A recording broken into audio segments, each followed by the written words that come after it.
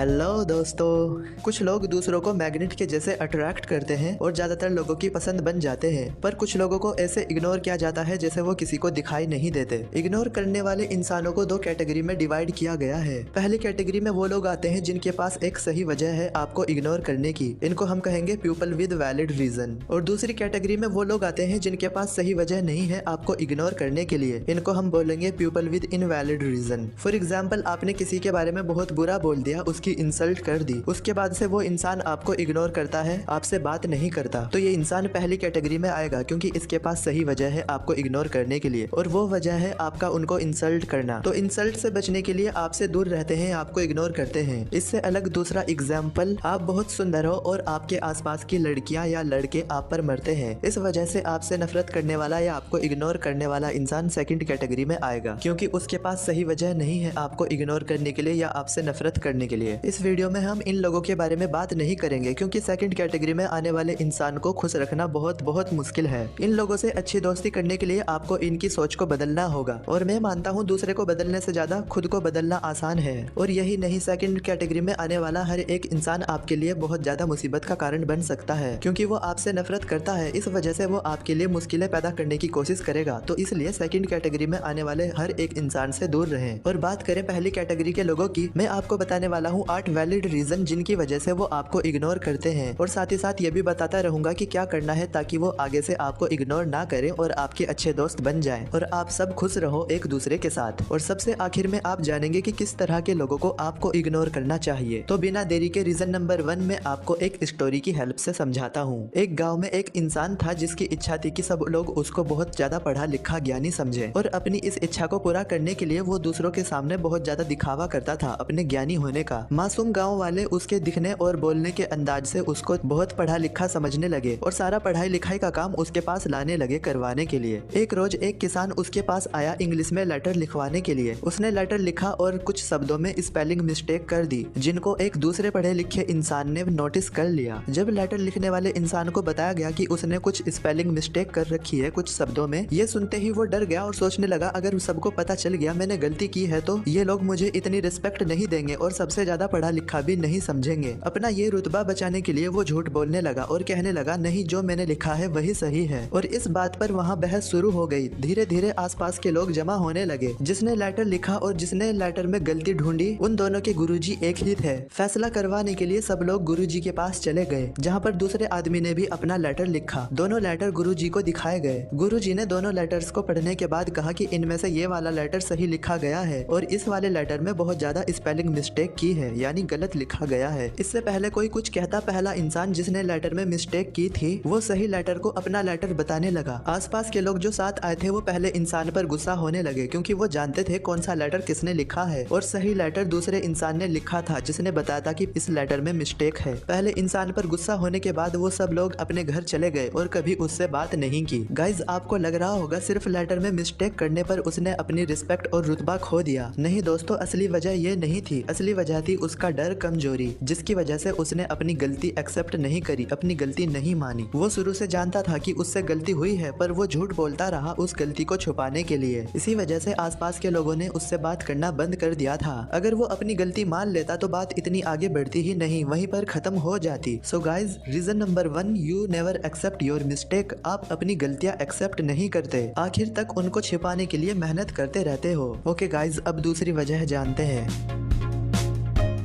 क्या आपने कभी सोचा है हमें देखने के लिए 2 आंखें, सुनने के लिए 2 कान और काम करने के लिए 2 हाथ मिले हैं, पर बोलने के लिए सिर्फ 1 मुंह क्यों? वो इसलिए ताकि हम बोले कम और सुने ज्यादा। उस इंसान से भी बहुत प्रॉब्लम होती है जो हमेशा अपने ही गुणगान गाता रहे, जब भी मिलता है अपने ही बारे में बात करता है। गाइज, अपने बारे में तभी बात करे जब दूसरा आपको सुनना चाहता है, और अपने हाल बताने से पहले दूसरों के हाल चाल पूछे, और जो वो बता रहे हैं उसको ध्यान से सुने, और जब वो कुछ बता रहे हो तो उनको बीच में ना टोके। ऐसा करने से आप उनको अच्छा फील कराओगे, और जब आपकी वजह से उनको अच्छा फील होगा तब आप उनके बेस्ट बन जाओगे, जिसको वो हमेशा साथ रखना चाहेंगे। Reason number 2, you don't listen to other को हटाने के लिए अपना मुंह बंद और कान खुले करो। ऐसा करने से आपको इग्नोर करने वाले या नफरत करने वालों की संख्या थोड़ी कम हो जाएगी जो पहली कैटेगरी में आते हैं।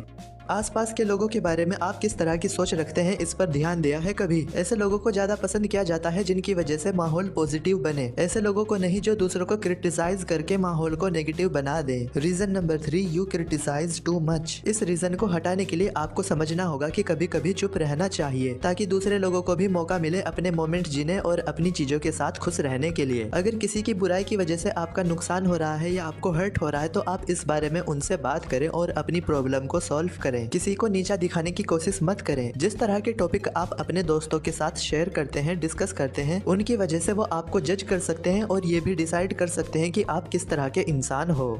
रीजन नंबर 4, हर एक इंसान का पर्सनल स्पेस होता है जिसमें वो अकेला रहना चाहता है, खुद के साथ टाइम स्पेंड करना चाहता है, और जो भी इंसान अकेला ना छोड़े, हमेशा चिपका रहे, लोग उससे परेशान हो जाते हैं। Reason number 4, you are a limpet. Limpet यानी हमेशा चिपके रहना। इस रीजन को हटाने के लिए कुछ बातों का ध्यान रखना होगा। नंबर 1, हर बार अपने दोस्त को या क्रश को पहला मैसेज आप नहीं करोगे। अगर आपको लगता है कि वो परेशान है तो आप पहल कर सकते हो पूछने में, पर अगर एहसास हो कि वो आपको अपनी बातें बताना नहीं चाहते तो उनको बिल्कुल भी फोर्स मत करो, जबरदस्ती मत करो उन्हें बोलने के लिए। नंबर 2, कॉलेज में अगर किसी से दोस्ती हो जाए तो सिर्फ उस तक ही मत रहो, दूसरे लड़का और लड़कियों से भी दोस्ती करो। किसी को भी ये गलतफहमी होने मत दो कि आपका उनके अलावा कोई और नहीं है। नंबर 3, भले ही वो आपके दोस्त हैं या बेस्ट फ्रेंड है, बिना बुलाए उनके पार्टी या दूसरे इवेंट में मत जाओ। नंबर 4, जब क्रश या फ्रेंड का मैसेज आए तो एकदम से रिप्लाई मत करो, थोड़ा लेट रिप्लाई करो। किसी को भी एहसास मत होने दो कि आप बहुत खाली वेले इंसान हो। यहाँ पर एक बात का सबसे ज्यादा ध्यान रखना, मुंह से बोलकर खुद को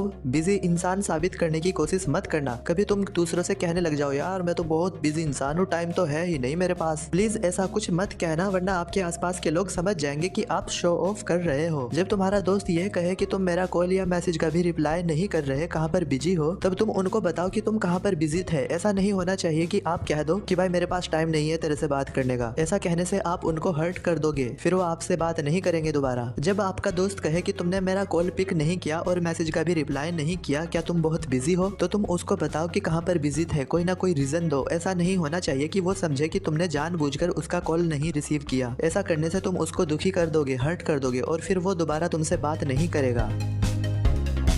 रीजन नंबर 5, ये सच है कुछ लोग दोस्ती सिर्फ उन लोगों से करते हैं जिनका कुछ फायदा उठाया जा सकता है या जिसकी बहुत ज्यादा मदद ली जा सकती है। पर जब किसी को एहसास हो जाता है कि ये इंसान सिर्फ अपने फायदे के बारे में सोचता है और अपना फायदा करने के लिए किसी का भी नुकसान कर देता है, तो फिर लोग उससे दोस्ती नहीं करते। Reason number 5, you are a selfish person. इस रीजन में परेशानी ये है, आप इसको एक्सेप्ट नहीं करोगे। कोई आपको सेल्फिश बोलेगा, आप उसको सेल्फिश बोल दोगे और उतार लोगे बदला। मैं ये नहीं कह रहा कोई भी अगर आपके बारे में कुछ भी बोले आप उसे मान लो। मैं बस आपको ये कह रहा हूँ कि एक बार सोचो, जो इंसान आपको सेल्फिश कह रहा है वो इंसान कौन है? क्या वो इंसान ऐसा फैमिली मेंबर या फ्रेंड है जिसने आपकी बहुत ज्यादा मदद की है, मुश्किल में काम आया है और बहुत सारे कष्ट उठाए हैं आपके लिए? अगर हाँ तो सोचिए एक बार, क्या वो इंसान झूठ बोल रहा है या फिर सच? कहीं आप ही तो नहीं अपने आप से झूठ बोल रहे?